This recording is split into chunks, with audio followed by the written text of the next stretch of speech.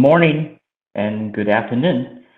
This is Ko from Moldex3D EMEA, and welcome to another section of Moldex3D webinar. And today we are going to talk about some tips for our pre-processing stage, and hope you can hear from me clearly. Okay, and let's get started.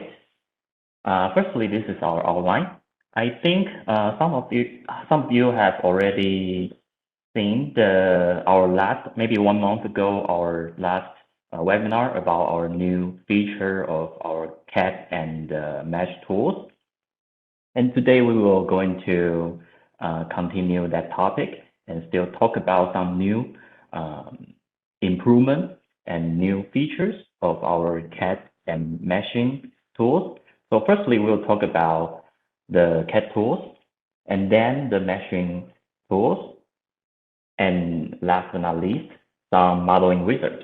And between all of them, we will have some live demos to help you to have more understanding about our new features.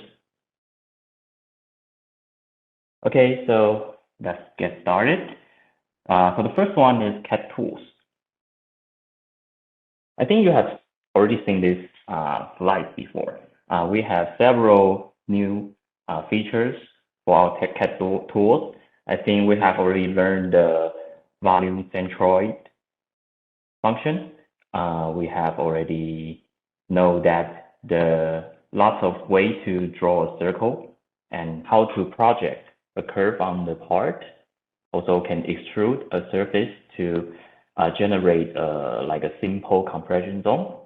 And also we can change the direction of a part to another position by 3-point orientation.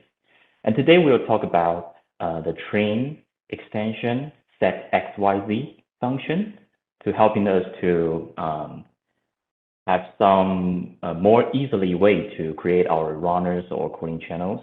And also we will learn about how to reverse the curve and to move the curve end